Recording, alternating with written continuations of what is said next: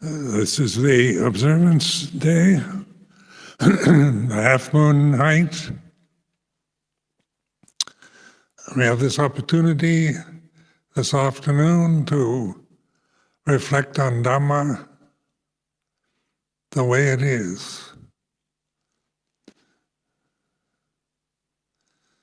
So each one of us, the way it is right now, is going to be different, isn't it? Each one has their own mood, memories, thoughts, expectations, or whatever. So when we try to compare one person with another, we get confused because we're all different. On the level of sankharas, of conditioned phenomena, everything is different. Nothing can stabilize into a permanent quality or condition. It's beyond the ability. Sankharas, their very nature is change. So when the Buddha taught sape sankhara anicca, all conditions are impermanent, this is the way it is. Sankharas are like this. They can be of any quality, high, low, good or bad, right or wrong, whatever, material or mental, emotional. They change. Their nature is an anicca, impermanence, dukkha, unsatisfactory, anatta, non-self. So the Buddha laid down this teaching very clearly. It's very simple. But if you reflect on it, it's not like a teaching you grasp. It's not a doctrinal Buddhist doctrine that you must believe in, because belief just stops you from reflecting. You just said the Buddha said that, so it's true, rather than taking what the Buddha said and using it, looking in the direction that it's pointing. So in this winter's retreat, this is the last month of the retreat. At this point in time, place, it's like this. So this may sound very prosaic and boring, it's like this, but it is using words to open up the mind to the way it is, rather than try to determine whether the way it is right now is right or wrong, good or bad, true or false.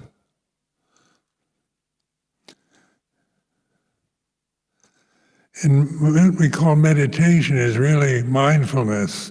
There are so many meditation techniques that are available now on the internet, and various teachers teach different styles. But the main point, because that's the way teaching is, it depends on words. So no two teachers are going to sound exactly the same. How you hear me, how you receive what I'm saying, is it going to be exactly the same from one person to the other? I doubt it.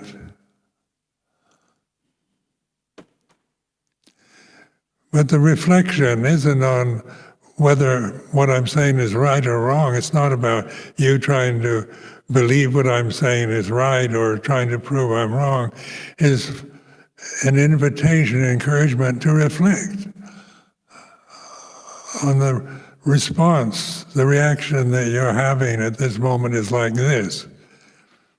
Whatever that reaction, emotional state, mood that arises in the present for the individuals, if it's all different, all wrong, all right, or what mixture is not the issue. It is the way it is.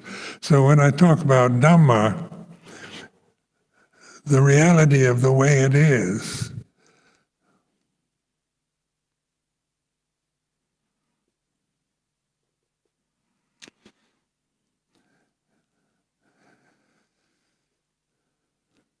in religion is the kind of outer surface of everything. It's the skin of the fruit.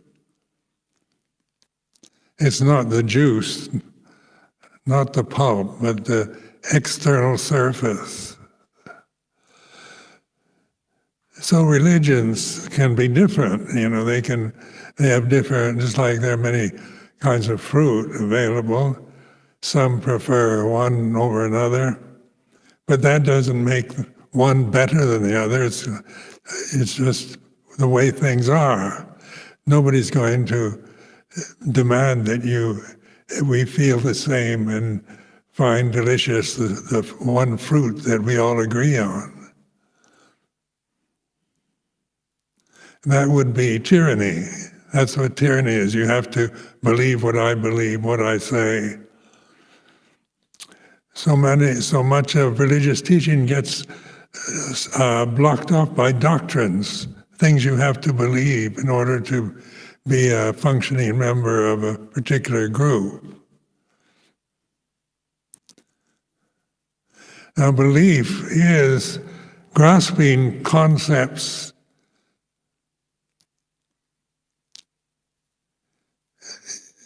that you are attracted to or which you are interested in. Or maybe you're not interested in it, but you're told that if you don't believe in this certain way, then you're a sinner, there's something wrong with you, you're an apostate, and you have to leave the group. But that's not reflecting on the way it is. That's just a form of tyranny where one person determines what everybody has to believe in, or one group, without question.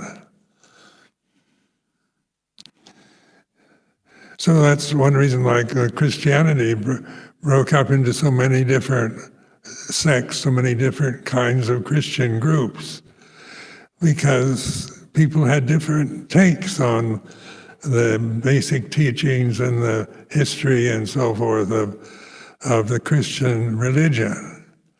Buddhism also can be caught in the just believing in Tibetan Buddhism or Zen Buddhism, Korean Buddhism, Thai Buddhism, Theravada Buddhism. And we can all feel our particular form that we've chosen is better than the rest. Now reflect on that. This feeling of what I have is better than what you have is a feeling, of words that arise and cease. And that's the very nature of all language, all words, no matter how high-minded, how beautiful the word might be, or how mean, low, or nasty it might be. The one thing in common all words have is their sakharas, conditions, their phenomena.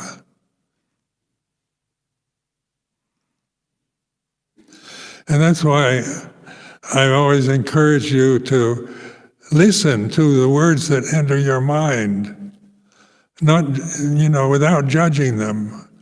Because if you learn to just sit still in a quiet place for a while, then various thoughts, memories, concepts arise and cease. You're not trying to control them, like logically reasoning everything out and whether or judging it as right or wrong or true or false, but it's like this. So this is reflecting on the nature of words, thoughts, as they arise and cease, rather than trying to figure out what kind of thoughts you should think and what kind of thoughts are wrong and bad that shouldn't arise. If you have bad thoughts, you easily assume there's some evil source in you, or some devil trying to tempt you, or that you're a bad person, because a good person wouldn't have evil thoughts. So you see, that's conceptual proliferation, that the mind goes round and round about right and wrong, good and bad. And of course, I assume everybody here wants to be good, in the whole monastic form. In all religious forms, the ambition to be a good person is a common bond we share.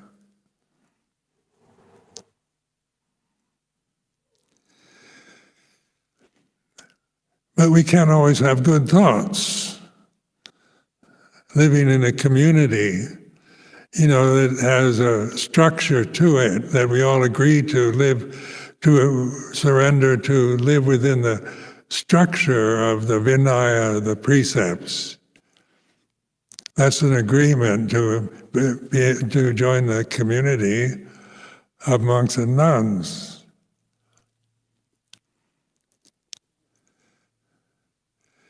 But that's about action and speech. So all the Vinaya precepts are about right action and right speech, not about right thought. Because thought can be wrong, can be bad, can be evil, as well as good and the best, the highest possible thought you can think at any moment. You can't sustain it. Bad thoughts the same way. You can't sustain them if you observe them. They arise and they cease. When you resist them, when you try to suppress them, then you proliferate around them and blame somebody. Either you blame external sources, or some kind of evil force in the universe is tempting you, is one way of expressing that, or thinking that somebody in the Sangha is trying to influence you in a negative way, or that you are just a bad person. But whatever take you have in regarding to bad or evil thoughts is still the use of words, proliferating concepts in whatever language you think in, or whatever language arises in your consciousness. But when we take refuge in Buddha, Dhamma, Sangha, Buddha, Bhutto, means awakened consciousness. It's not about trying to become a Buddha or act like a Buddha. So it's not a show that we're trying to wear a costume to look like Buddhas, shaving our heads, wearing these colored robes. We're not trying to become Buddhas or act like Buddhas. But it's the external signs, the rhine, the surface that we can reflect on. Like it's the robe is always one which reminds you you're not a lay person anymore. Because many of our thoughts, many of our emotional reactions, experiences that we have are still coming from the time we were lay people, even from the time we were little children, teenagers, young adults, and onward. But what is it, or who is it, that is aware of thoughts as thoughts? Not the critic. The critic is not who you are. Your position in life isn't to be stuck in a critical mind that's caught always in seeing everything, what's right or wrong about every condition, every situation. Because all conditions, all sankharas are changing. You can't sustain sankharas. Like many of us have had profound insights through various forms of meditation. And then we remember that. Remember, yesterday's meditation was really good.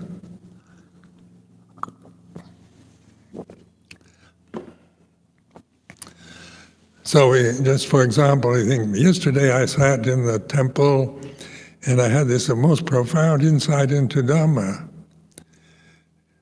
What is that? That's a memory, isn't it?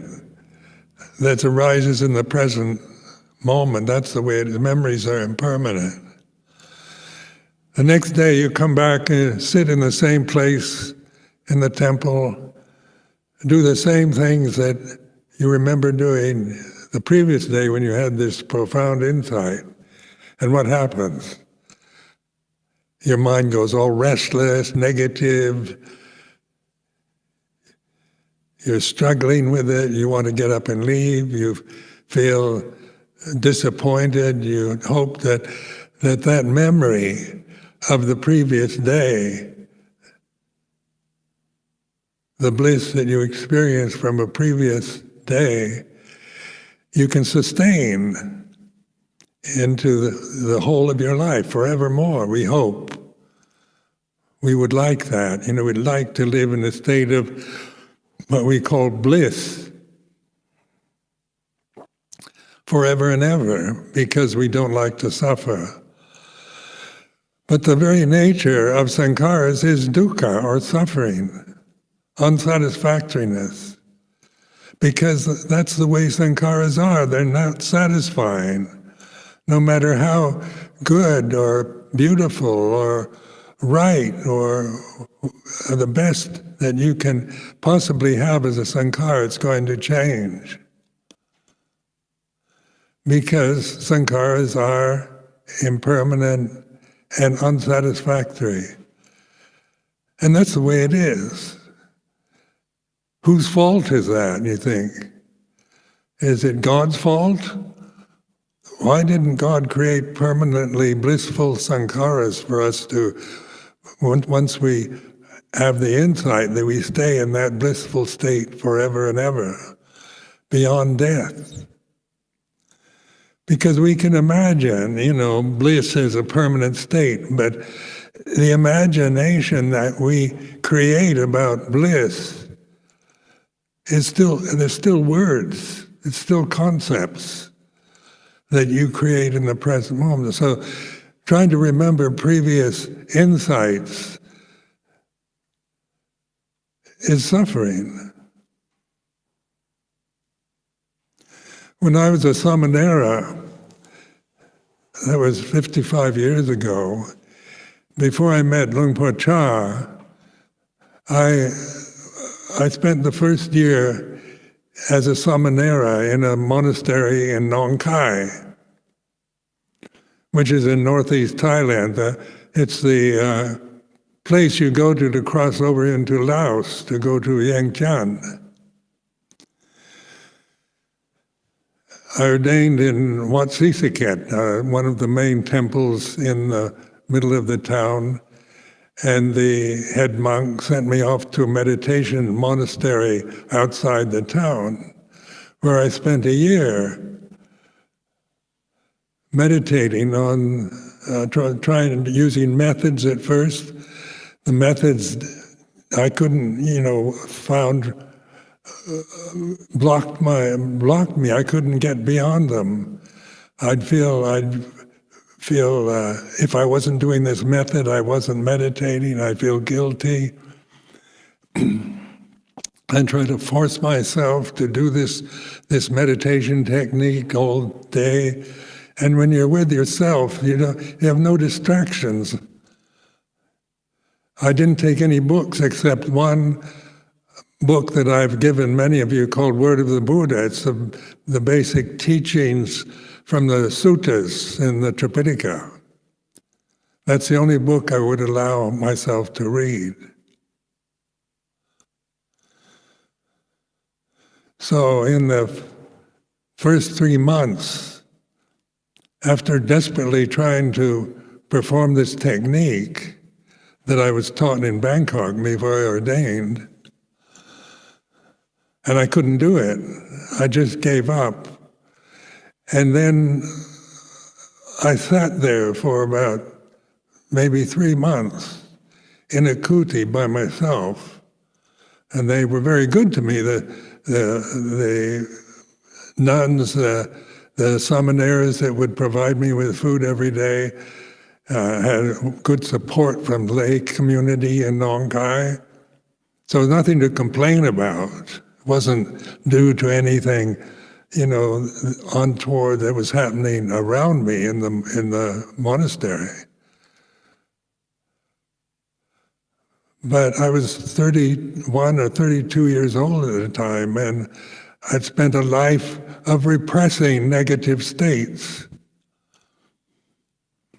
So my self-image was that I was a good-natured person, basically a very good-natured person, because I knew how to get along in life and be kind of friendly and open, and I considered myself a kind of well-adjusted adult male.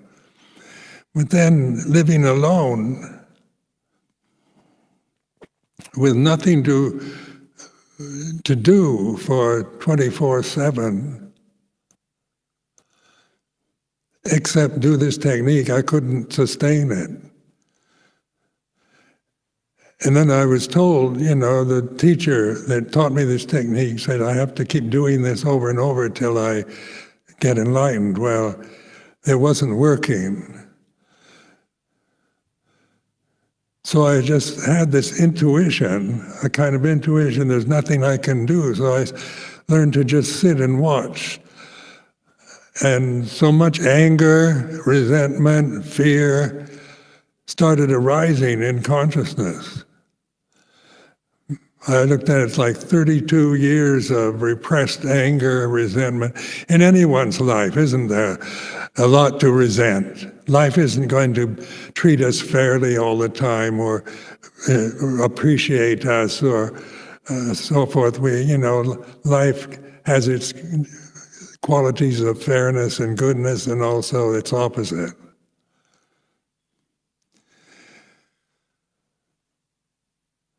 But I was told anger was a sin, so I just, when I felt angry, I wasn't angry at anyone in the monastery, just resentments I'd remember from time I was a child to time I was a student, when I was in the military.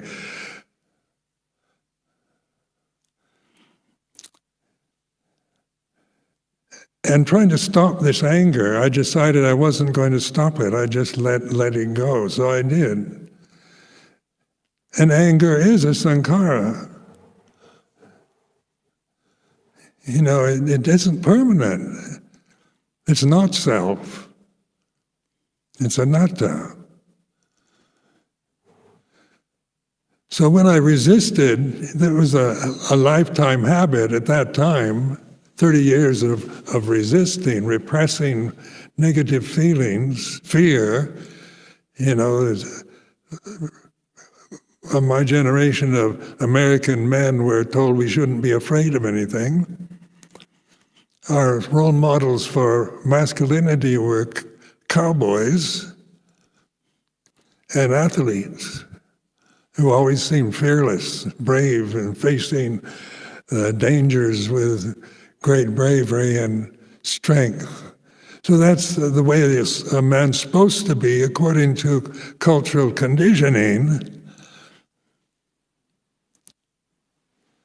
But this is the way it is, all alone by myself in the dark, with no electricity, just a candle or a paraffin lamp was a complete luxury. In a foreign country whose language I couldn't understand, in the dark, alone in the forest, so fears I allowed fear to arise rather than try to stop it, or rationalize it, or justify it. It's like this, fear is like this, anger is like this, and you kind of open to it and just be the puto, the witness of it. It is what it is in the moment. And if you don't do anything, relax and let it be what it is, it will cease, and it's because that's the nature of sankharas.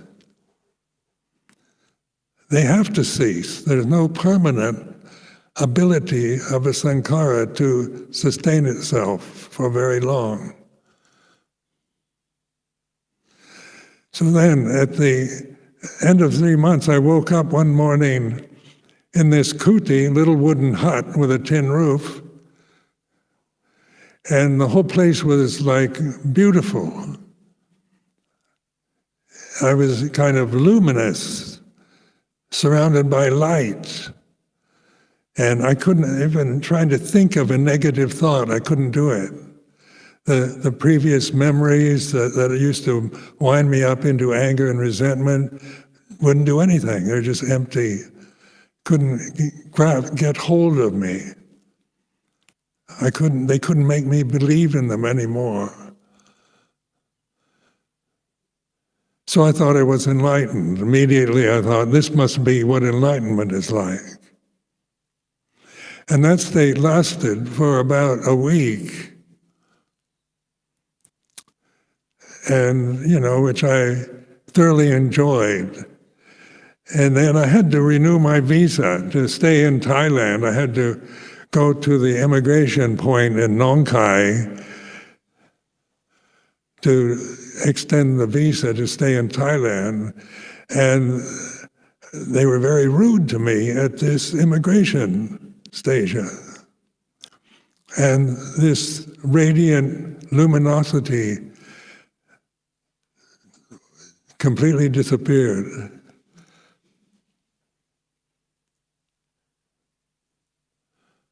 So then I went back to the monastery. They did extend the visa, by the way. And I went back to the monastery and I tried to get it back. I kept trying to get this state back of luminosity, of bliss. Everything was beautiful. The forest and the monastery was beautiful. The kuti, the tin roof wooden hut I lived in was like a palace. Everything was touched with light and beauty. And that's what I wanted. So it created a desire to have that same experience. But no matter how hard I tried to get it back, it didn't come back. So then I started reviewing this word of the Buddha, the Four Noble Truths, basically the first sermon of the Buddha, and just started looking, trying to contemplate suffering, the first noble truth. And I got the cause of suffering is wanting to get something you don't have.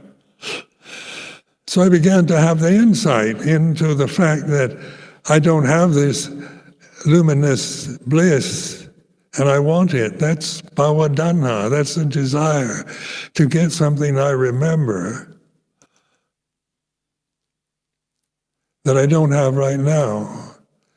So I started awakening to Dhamma, to the way things are. Bhava-dhanha is like this, wanting to get something that you remember or you conceive of, that's like to get enlightened or to become an arahant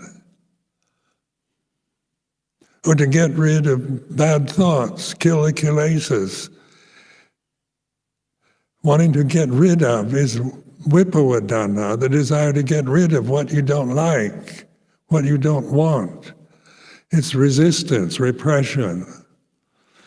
So in this Four Noble Truths teaching, these three kinds of desire, kamma-dhanha, bhava-dhanha, vipava-dhanha, really awakened me to Dhamma, just reflecting on desire.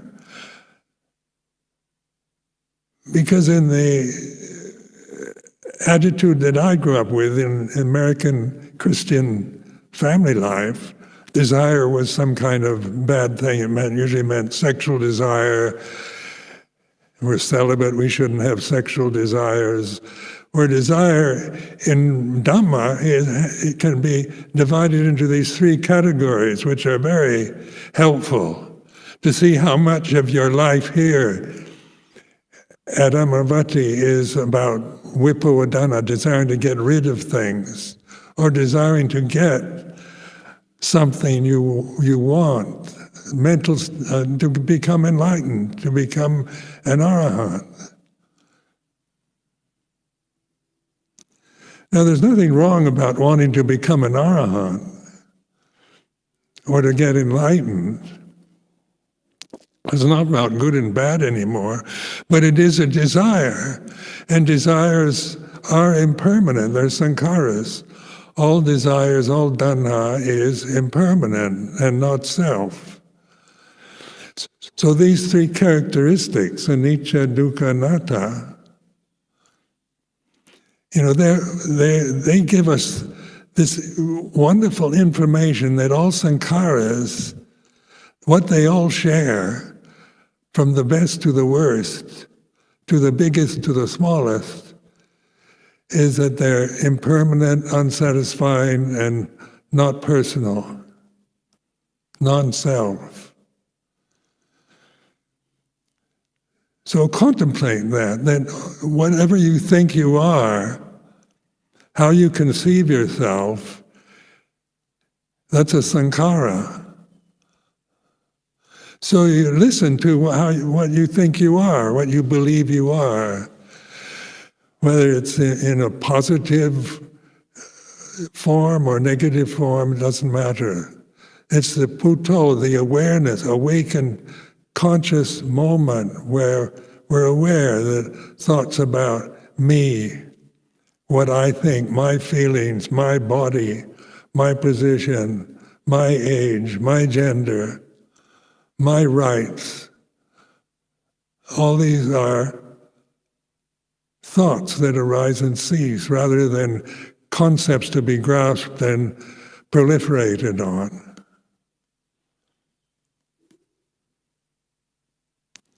Now this was the genius of the Buddha, to give this teaching, which is, very direct. It's not abstruse or secretive. So when we're giving this teaching to monks, to nuns, to lay people, it's not about special privileged teaching for very specially anointed people with high spiritual qualities. It's available for everyone. And it's been available for 2,560 odd years, on the planet. But so much culture, civilization, as we call it, isn't based on that kind of wisdom. Isn't based on wisdom, it's based on ideals, how things should be. Ideals are, what we consider how life should be, how Amaravati should be as an ideal.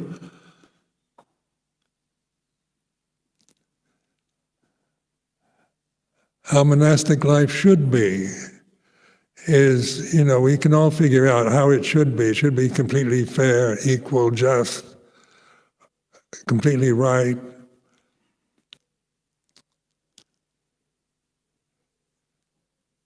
And if we join the cult of Theravada Buddhism, then we believe that we're better than other forms of Buddhism and other religions, because we believe in concepts about the best, or the Buddhist teaching, the pure teaching, the original teaching. We can be critical of other forms of Buddhism because they teach in different ways. But all of it is conceptual proliferation. It's using the thinking mind to make judgments, value judgments about yourself, about the conditions you're living under, about the state of the conditions of the political system, the social system.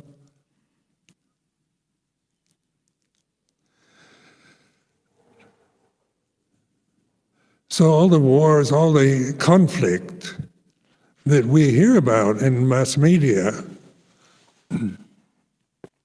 is about conceptual proliferation. Each side thinks they're right. and the other because they don't agree are wrong. We have a critical mind. In America, we're very much brought up with the idea that democracy is the very best, and America stands for pure democracy. That was I was told when I was young. Then you find out all the undemocratic things that go on. And it shouldn't be. And they should not be hypocritical and live up to this ideal of democracy. But democracy is an ideal. It's a word. It's a beautiful word. It's very inspiring, can be inspiring. Like socialism. In America, you say you're a socialist, you're considered a communist and a traitor to democracy. Socialism has a very pejorative connotation in the United States, at least it did when I lived there. But in other countries, people call themselves socialist system, democratic socialists, and so forth. You can call your system democratic socialism, communism. They're all words. But none of them live up to the ideal because they can't, because life is like this. People are the way they are. We're not all arahants or perfectly enlightened bodhisattvas. What we feel is like this, which isn't always right or good, but it is the way it is. And this way of reflecting then helps us to accept life as it flows through us. We're developing wisdom. We're using wisdom with conscious awareness.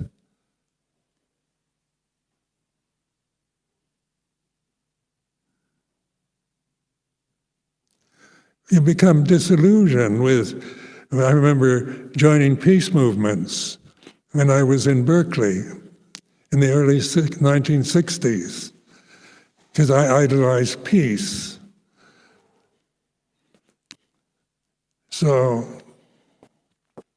And they had a very active peace movement. There's quite a few different organizations of peace movements in Berkeley at the time, Berkeley, California. And the Atomic Energy Commission had an office in Berkeley at that time. So we'd go down, protest, carrying signs saying peace, and because we considered the Atomic Energy Commission, unpeaceful, and we're demanding they become peaceful. But while carrying this sign saying peace, I look at myself and I start considering, I don't know what I'm talking about. I really don't know what peace is. I have an idea of peace. But I personally I'm not peaceful as a person. Most of my mental states seem unpeaceful.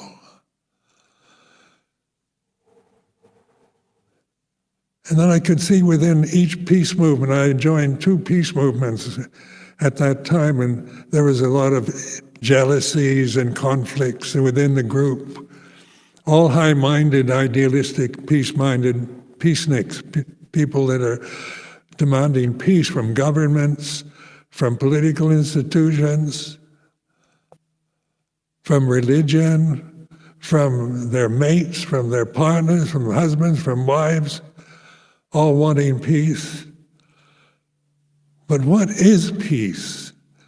And this, of course, is when we understand suffering, we begin to realize peace. Our true nature is peaceful, is basically peaceful. What you're not is the unpeaceful conditions that arise and cease.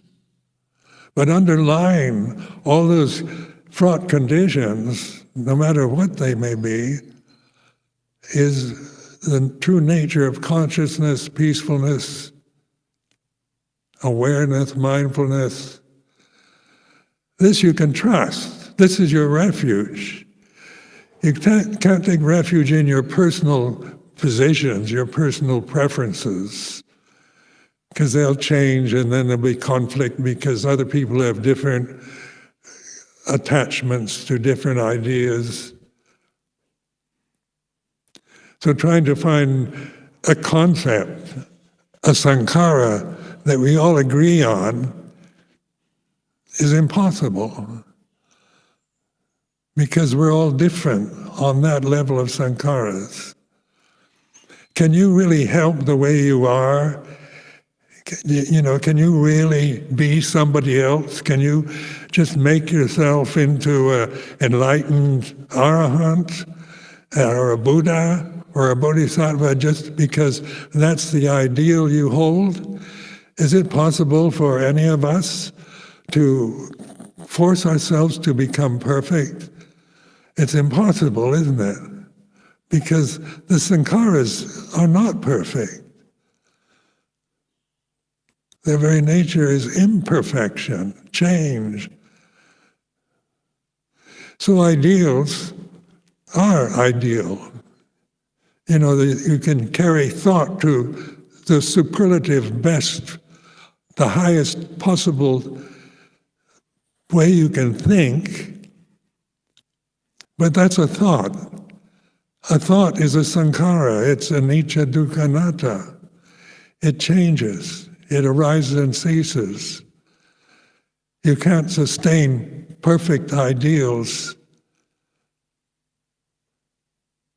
You can attach to them and then be caught in judgments towards yourself, towards others, value judgments, because nobody can live up to the ideal that you may hold to. So we often become disillusioned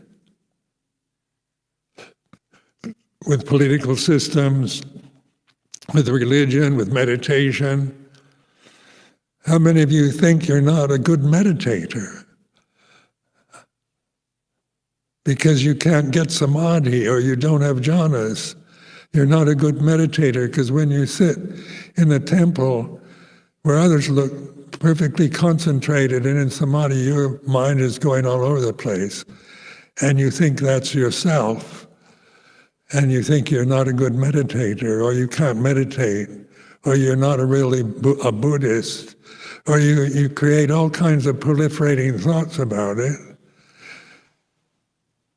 The direct path, then, isn't about getting jhanas and perfect samadhi, but in recognizing the conditions that you're experiencing in the present are what they are. They're the way they are. They're changing. And your relationship to them is witnessing their changingness, being patient, letting them be what they are. They arise and cease. According to action and speech, we do our best to conform to the Vinaya, to the precepts. But in terms of mental activity, emotional habits, there's no Vinaya around emotional habits, or around memories, or thoughts, or character tendencies. Because these are all changing conditions in different qualities, different quantities in all of us.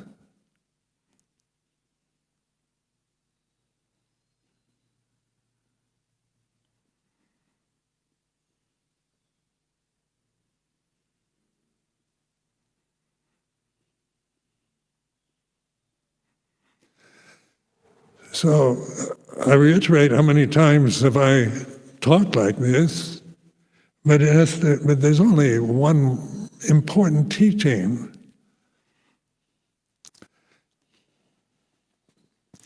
You can talk about all kinds of things about personal experiences and views and opinions you have about various other teachers, other religious forms, about, I can raise all the inspiring words about Theravada Buddhism, Thai forest tradition. I can inspire you with inspirational words. but they're only words.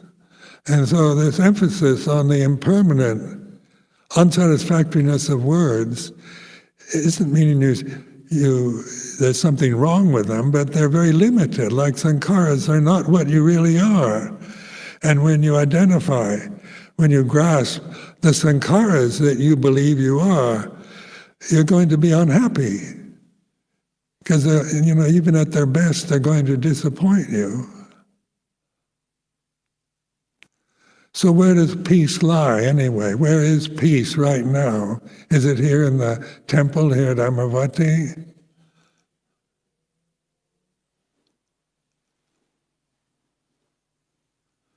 You can control, like so many monks I've known, nuns also,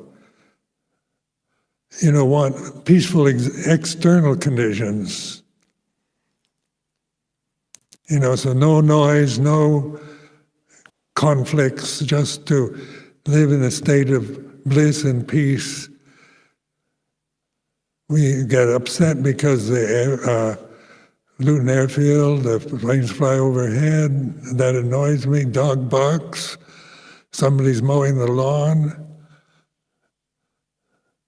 And it's disturbing my metta practice or my peacefulness, because we think of peace as controlling everything so that nothing upsets us, nothing distracts us. Well, that's not the way things are. Life, and having eyes, ears, nose, tongue, body, these are all restless conditions. They're not peaceful. Eyes are not peaceful. The nose, the odors change. Hearing, sounds, pleasant, unpleasant, neutral. Sensory experience is not peaceful. Its very nature is change. And that's the way it is. And to not want it to be that way is making it suffering. You're creating suffering around the way things are. Where if your true nature is peaceful, then you're peaceful with the changing conditions that you're experiencing. They're like this. The way it is right now at this moment, whatever you're feeling, whatever you're thinking, is like this. And in this sense of opening, I usually open my arms wide, like embracing the moment rather than trying to control it into perfect kind of thinking, perfect equanimity that I imagine or that I remember having. I open too. If there's conflict, it's like this.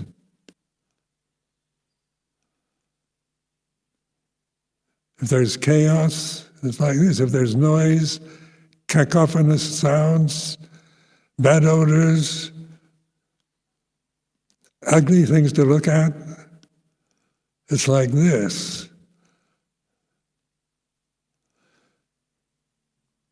So this you can do anywhere, whether you're here in the monastery in the middle of London in traffic jam, at a meeting with others.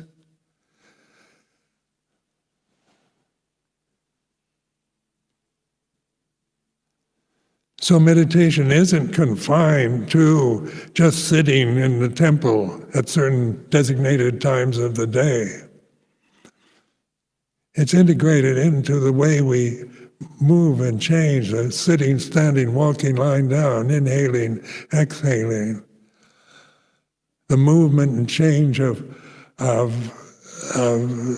sankharas, of samsara, of the changing conditions that we're all experiencing through our bodies, through our senses. But what is immutable, immovable, unchangeable is this awareness. If we begin to see, that's what our refuge is not about grasping it, but about letting go of everything. It's like this. So real meditation is ultimate letting go of absolutely everything, which is not annihilation. Letting go is relaxing, not trying to get samadhi, not trying to get insight, trying to get something you don't have or get rid of what you have that you don't want. But it's like this, it's relaxed holiday of the heart. Luang Por Chah told me about what I asked him one time years ago, what meditation is, bhavana. Could he define meditation in Thai? And he said, in Thai, Pakpon Tang Jit Jai, which means, I translated as holiday of the heart. And I thought to myself, I'm certainly not on a holiday of the heart. I don't know what that is. This is trying to become, I'll keep all these rules of the Vinaya and trying to meditate and get samadhi and trying to get jhanas and trying to get enlightened is hard work. It takes a lot of effort. And sometimes I just can't do it. But Luang Por Chah always had this sense of open relaxation, of being with the moment, whatever was happening, because his life wasn't just praise and flowers and adulation, accolades, and so forth. He had to put up with a lot of stress and disappointments and changing conditions that are a part of life. This is the way things are in the best, what we might consider the best monasteries, not to mention any others.